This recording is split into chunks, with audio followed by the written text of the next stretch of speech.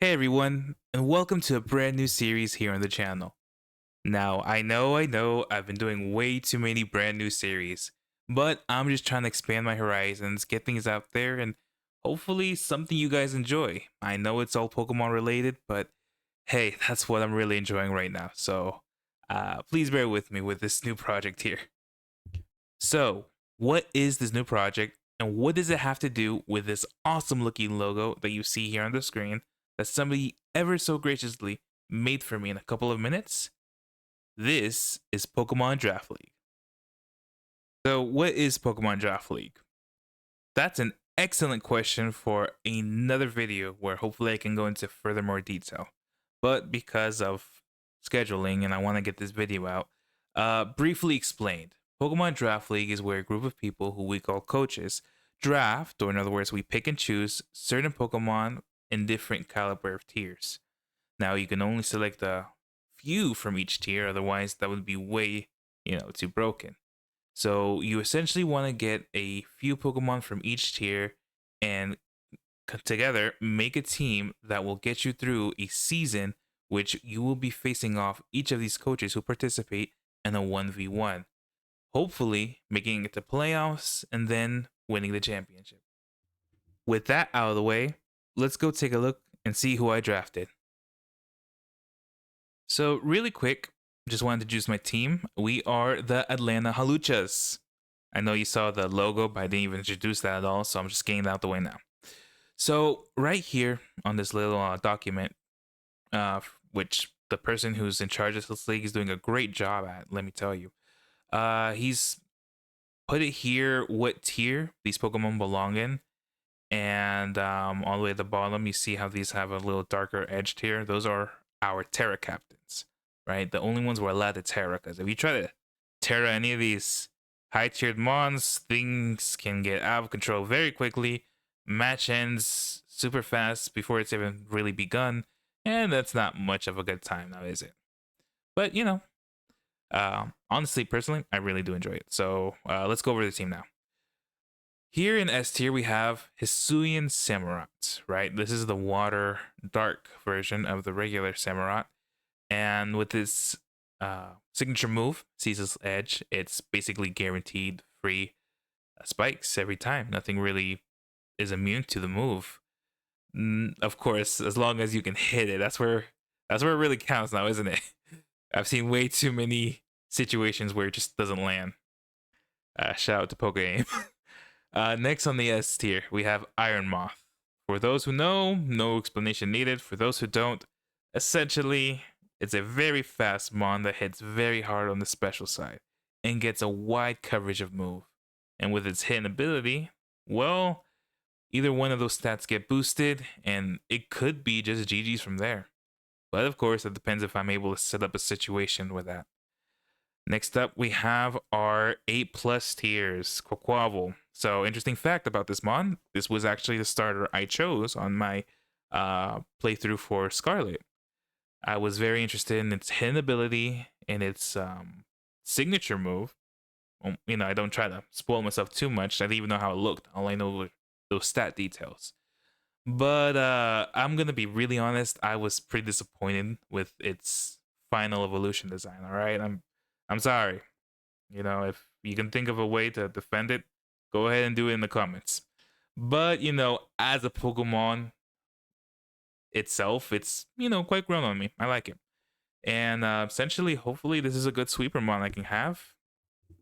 Next up, we have Slitherwing, the past Paradox mon or version of Iron Moth, right? So Iron Moth's the future, Slitherwing's the past. I found it hilarious that I was able to get both.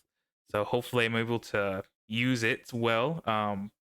First impression always goes hard, so hopefully I can think of something more creative than just choice band Slitherwing, go brr. But we'll see. And then Hisuian Arcanine as the last of the A+. Now let me tell you, despite its glaring weakness to both ground and water, there's a reason this bad boy is A+, alright? The goodest of boys here. Hits very hard, has great stab on two very powerful moves, that normally would involve recoil damage, but thanks to its ability, Rockhead doesn't suffer any of it. So yeah. Now the question is, can I place it in the proper matchups? And even then, can I place it in the right circumstances? That's going to depend on me as a coach, and we'll see. Noivern here. Funny fact about both of these A tiers, they were my last picks. My initial A tier picks got sniped, and I'm like, let me just focus on the ones I know I wanted and go from there. So yeah, Noivern here is just great as a lead. Helps me scout items with his ability Frisk, and gives me an idea of what the opponent may want to go for. And Pomo is just Pomo. It's there. It's a great mon. Don't get me wrong. It's just I kind of just chose it.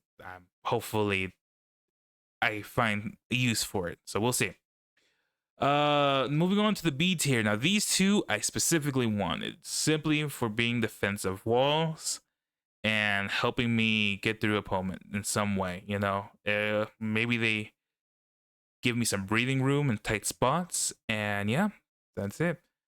And then we have Toad Scroll, the other Terror Captain. By the way, these three are the Terror Captains, as I mentioned. The ones that are bordered black are the ones that we can have as Terror Captains. They were only allowed from B tier and below. So yeah, Toad Scroll with his ability guarantees me a Spore Sleep every time on the opponent. So that's pretty cool. And then Sableye, Lil Gremlin himself. Prankster, I can have all kinds of fun with Prankster. So he's just here to make sure the other guy's having a bad time. And hopefully that works in my favor. So with that out of the way, let's look into my opponent's team, shall we? So moving on to our opponent, we are going against Will of the Manchester Morpekos. Will here is rocking a very impressive team, let me tell you. He's got the fast defensive slash offenses slash setup mon Iron Treads, right? This man sets up hazards. He can momentum with Volt Switch. On top of that, the man hits like a truck and can take hits on top of all that. This mon does it all. Next, he's got Zapdos. Zapdos has, always been great, right? And throughout the generations, it's just been getting better coverage, right? Power creep, unfortunately, has made it go downhill. But with what's available in this draft, I actually say it's a Raisin's S tier for sure. Would have loved to gotten Zapdos, but the S tiers that I wanted were very necessary. Moving on to his A+ tiers, Hisuian Zoroark. My goodness, it's almost a miracle that this thing is an S tier itself. It just goes so far. It takes you so far, right? 3 immunities, and on top of that, very fast, hits hard. So even by the time you know when the jig is up, the damage has been done. Next up, we got Toxapex, the wall that won't crumble. Thankfully, this generation gave it less options for recovery and stall, so hopefully I can take advantage of that. But let me tell you, this thing really does wall most of my team. We got Breloom. Breloom can do different stuff, let me tell you. While its speed isn't impressive, it's got Technician, Priority, and other things. Just like my Toad Scroll, this thing can also set up Spore. Put someone to sleep and put me out of commission. I'd really like to avoid that if possible. Regidrago, my goodness. I don't think he brings it. I got too many things for it. But I would be scared to go against it. So if he brings it. I can't say whether I would hate to see it or not. It's just something respect always. Azelf. It's a great lead Pokemon. It's definitely a great lead Pokemon. There's so many things, and I can't just keep saying so many things. Let's be specific. It can set up rocks with its speed tier, and even without speed tier, right? It still has an impressive offensive stats. Keeps up momentum with U-turn, and could be a suicide lead with explosion. I don't think I have some things that could take that, but I would rather not have to play around that. Glastrier, I think that's how you pronounce it. This is probably the one I'm wary of the most. He's got Terra Ice, Electric, and Fighting on it.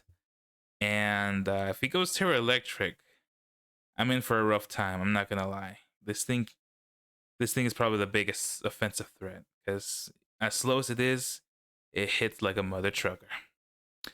Florges. I know he's got Terra Grass on it and Terra.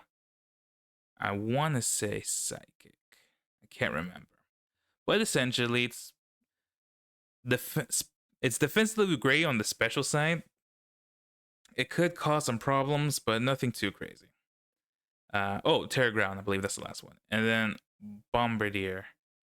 This one's. I'm not gonna lie. It's a bit of an odd pick. Not that it doesn't do well. It's just you don't know what it really wants to do. It can do so many things. There we go. Saying so many things all over again.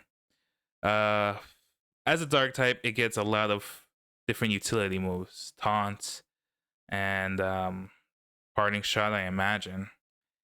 And just the fact that it's, I believe, hidden ability allows rock types to be stab. If he tries to do anything like Terra Rock and goes for a rock move, it essentially doubles it, right? It doesn't give it a new stab, considering the fact that it already technically gets it. So he can do some crazy things with it. And then Crocolore. I don't know what to say about this one, honestly. He's going to have to show me. I got nothing else to add to it. So that's my opponent's team. And hopefully I can think of something to cook up against this. Once again, that Toxapex is going to be the biggest boon on my side. Okay, so let me explain who I got, what they're running, and for what reason. So here I had Quaquaval take the Focus Sash, just in case something wants to one-hit KO me. That way I can get a guaranteed Aqua Step, outspeed most of these things, and in case I couldn't with one, I have Aqua Jet to help me. I don't know if I said Aqua Jet twice. Aqua Dance for speed, Aqua Jet for priority. All right. 2 water moves. We also have Ice Spinner for coverage and Close Combat for stab, which apparently only 2 of these things don't want to take. Breloom for, lack of bulk, and Iron Treads because actually that would do some damage on Iron Treads unless it's rocking, Rocky Helmet and stuff. That would definitely mess me up. Moving on, we got Volcarona with heavy duty boost. Nope, sorry, I'm sick the item. Air Balloon. Air Balloon was essentially so I get a free switch in on a Iron Treads Earthquake. Now it doesn't necessarily need to run Earthquake, but if it only has one attacking move besides Rapid Spin, it's gonna be Earthquake. I feel that's almost guaranteed every time. So besides that, we have the moveset for Iron Moth is Fiery Dance because why not? That's free possibility of +1 special attack. We got Discharge for coverage, and as you'll find out later, for what my Pommel is bringing, and Sludge Wave for more stab, and finally it had Morning Sun for recovery. Pommel, next on our team, has Electric Terrain to set up for the Quark Drive on Iron Moth. Get that speed boost. On top of that, it's rocking Thunder Punch, Ice Punch, and Fake Out for offensive utility. It has the item Expert Belt just so, hopefully I get a stab hit on something, and if not, well, that's that. We have Bronzong here, rocking Leftovers. I got Protect, so I can get the most out of that Leftovers recovery. On top of that, we have Psychic. We have Power Gym. Power Gym was, I know, an awkward choice, but I was so positive he was going to bring Zapdos, I wanted to hit him super effectively with it, right? I know Zapdos can rock Heat Wave on this set, but just in case, I just wanted that. And Levitate's the ability here. My bad. And just because I felt like Iron Treads does more because it's Stab Earthquake if I went Heat Proof, whereas Zapdos, while it does get Heat Wave, it's not Stab, and I feel like I could have taken it better just going Levitate. So yeah. And then the final move is Block. Now Block was a little nasty setup because I had 100% feeling he was bringing Toxapex. And if he did, I did not want that thing going anywhere. right? This is the only mon that can do anything to Toxapex. The only one. So I was really thinking off of this working, and I'm glad that he brought Toxapex. Toadscroll, that was gonna be my lead no matter what. Nothing wanted to really switch in besides Breloom, obviously. I don't know if he gets Ice Punch, right? But in that case, as one of my Terra captains, I had Terra Fairy on him. So Terra Fairy would have allowed me to get stab on my Dazzling Gleam that was also rocking. Earth Power, because, it hits, or Iron Treads and Toxapex. Once again, Toxapex was like such a big concern for me. And the last move was Rapid Spin for hazard removal. And then last we have my favorite little gremlin, Sableye. Sableye here was rocking Trick to get rid of the Flame Orb I put on him. The Flame Orb was also, just in case, not guaranteed to go on a physical attacker. I had Will-O-Wisp as well. Sunny Day for Iron Moth. Let me tell you, Iron Moth was the core member I was trying to set this whole team up with. So it was gonna help with the recovery from Morning Sun. I had also, what was the last move? Last move was Foul Play. There we go.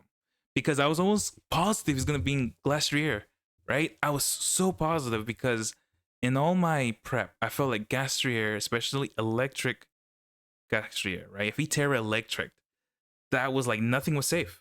Nothing I brought was safe with besides Toadscroll, maybe. But Toadscroll wasn't guaranteed to take the sucker out.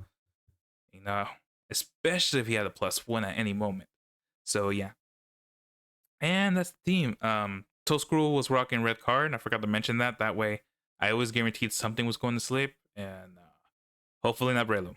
So yeah, with that, we're gonna go straight to the match. So here we go.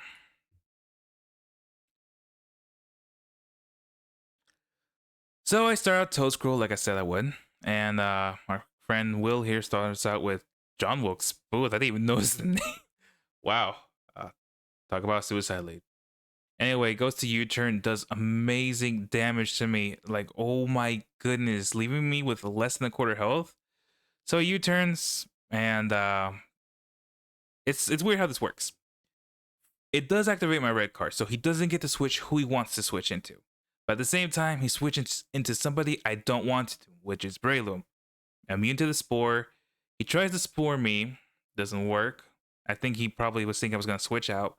But I Dazzling Gleam and get really good damage. So now he switches into his Florges.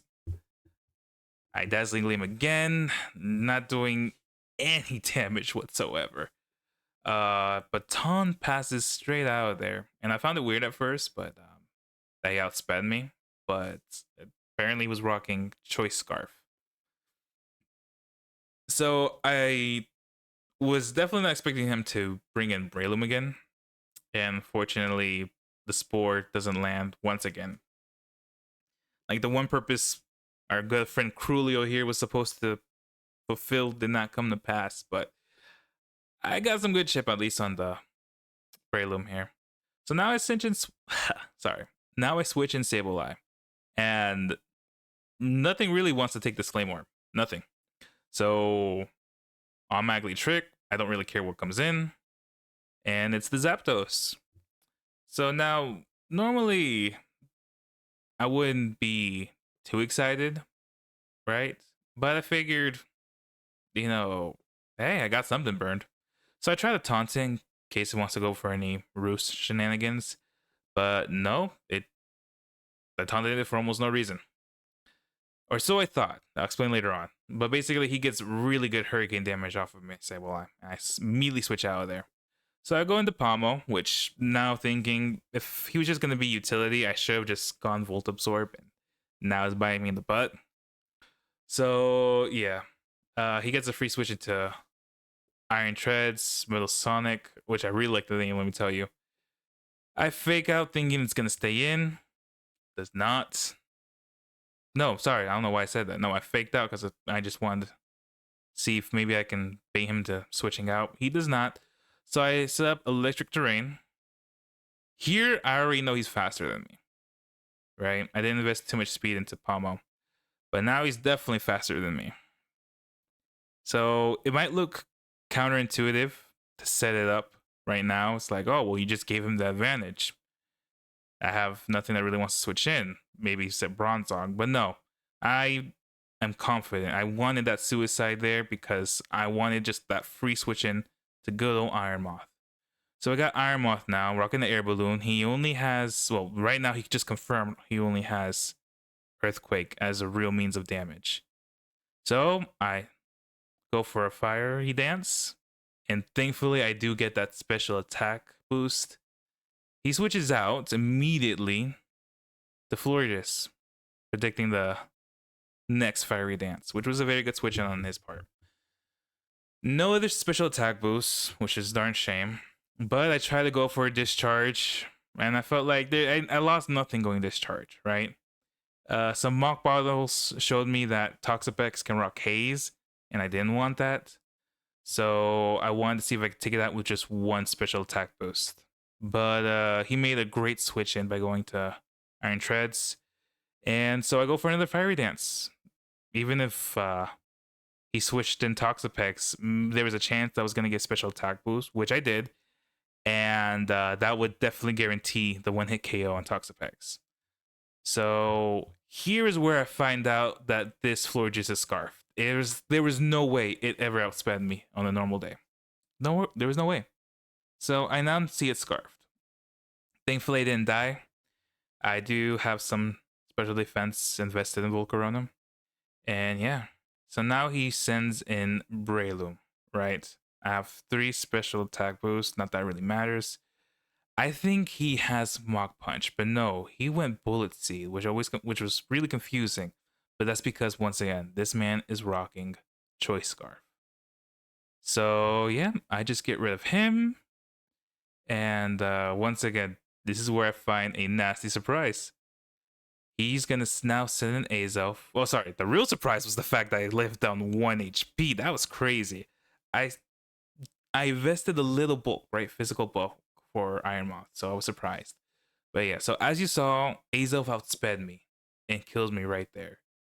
And that should never happen, but once again, this man went triple Choice Scarf. Do you believe that? Triple Choice Scarf. I'm like dumbfounded at this point. But I'm like, well, we're gonna make do with what we can. So I send in Bronzong. Right? I still have my Terra available, so I'm really at least fortunate for that. So I go Protect. I want to see what he does. See if maybe he has that Heat Wave I was so concerned about. And he Volt switches, right? At first, maybe he just wants... At first, I thought maybe he just wants momentum. But I'm like, nah, there's no reason why he wouldn't just Heat Wave right then and there, right? There's no reason to suspect I'm rocking Power Jump. But I'm like, there's no way he wants to stay in. He wants to Volt Switch again. So he does that. I'm like, there's only one other Pokemon he's going to want to bring, and it's Toxapex. I guess right, and guess what I do? I block that thing's escape. That thing ain't going nowhere. I got that Toxapex here for 3 minutes. 3 minutes of playtime. It actually is rocking a very interesting move in Infestation. I'm pleasantly surprised. It's actually not bad. And it made me very, very grateful I had leftovers. Because if not, without doubt, my whole blocking strategy would have been in vain.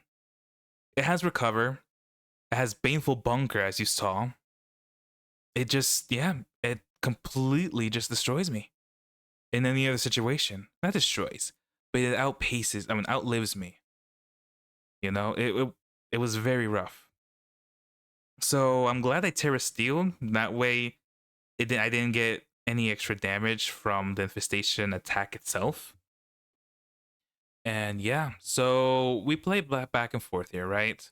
After I see he's got Baneful Bunker, I try to play around the move, protect on those moves as well. But the reality is I 2-hit KO this month, right? So it has to choose whether it wants to recover, reset Infestation, or protect. It can go for a double protect, but that's when he gets really desperate if he ever tries to go for a double protect. But as you're gonna see, I went out the little stall here. I did EV my Bronzong to be the slowest thing because I don't know if I mentioned it before, but it was rocking. No, I don't have Gyro Ball. I don't know why I modded it to be so slow. Anyway, but essentially, he goes for Infestation. I went for Protect here, ready to just stall this whole Recover, Protect, Infestation thing out. But he really wanted to go for Infestation again.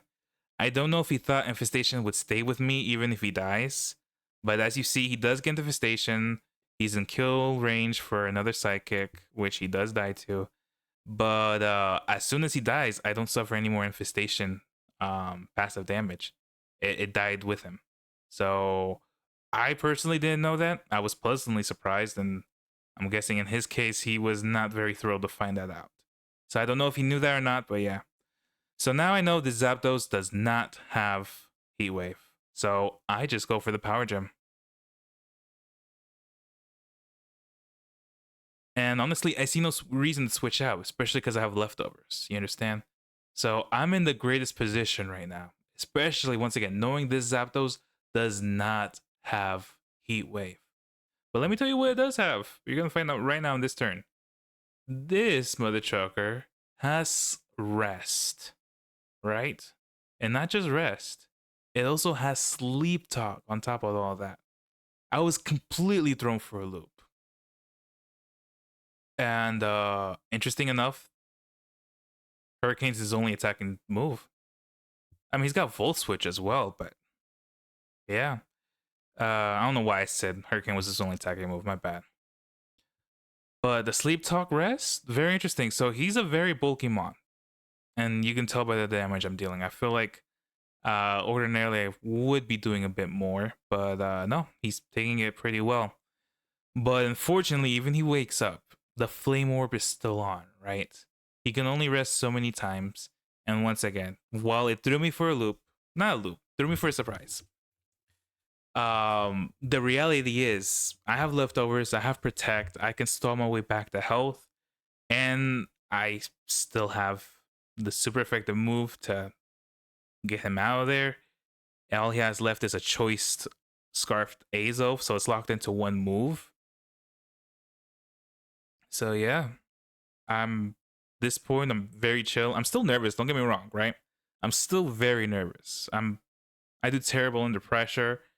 If you've seen any of my either Wi-Fi battles or the one showdown video that I have, you'll see I'm terrible under pressure. Right? I make the worst mistakes.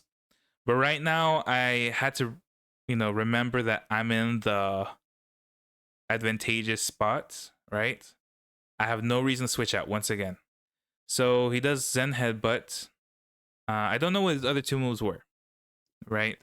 But what I do know is that it's either U-turn, but that's basically useless due to the fact that I've Terra Steeled. The psychic part makes it the U-turn non-neutral. I resist it 100%. So right now, Zen Headbutt is stab. It's his best choice. But not doing really anything. I'm not faring anything. Like the best he can do is get a flinch, right? But at the same time, what's a flinch really gonna do? And as you see, I just spend the next turns power jamming him. It was an unfortunate miss there. That could have been the one to flinch me. We don't know. I wait for him to go for one more Zen Headbutt before I end him. I don't remember if I think I do a little trolling Protect. Yeah, sorry. I know it sounds mean, but it's like I might as well in case this Zapdos gets a crit Hurricane on me. So I was like, I might as well just get a little recovery back, So yeah, so I Protect there, let him go for his last Zen Headbutt. And let me tell you, the Aza was actually putting in work as much as it could. And there goes John Wilkes Booth. Died in game as he did in history. Now all that's left is a sleeping Zapdos. Sorry if this is taking a little while to get there, but I put on super slow mode so I can explain certain things. But yeah, we just power gem again. Sleep talk. What does it activate? And yeah, he actually does get the Hurricane. Yeah, I think he only missed Hurricane twice this whole game. 2 Hurricanes, that's it. It's pretty, pretty good odds considering how often I've seen Hurricane miss. So, yep, he goes for another sleep talk or not.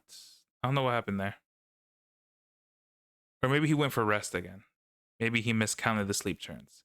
But yeah, it ends with Notre Dame taking out half his team, Volcarona taking out the other half. And I'm really proud of what got done, Volcarona taking out half just, I feel like for me proves that the setup I did for it was worth it, right?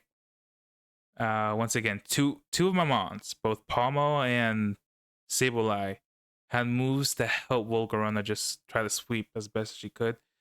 And she took out half, so that's more than I can ask for. And then Bronzong, I'm not gonna lie, I totally was trying to plan on the Toxapex KO. I wasn't expecting on both Azelf and Zapdos being killed along too. So Notre Dame here, really, really, I think the main MVP. Right after, nah, it's the main MVP. I was gonna put it after Iron Buff, but no, it did. So yep, that was my battle with Will. Great prep on his part though. On all honesty, triple choice scarf. That just means he really wanted to make sure he got that Volcarona dead, along with maybe even the Quaquaval if I went Aqua Step and things like that. So good stuff on his part, and hopefully we continue having a good season here. All right, I'll try to update more things on the way, but thank you all for watching, and y'all have a good one. Peace.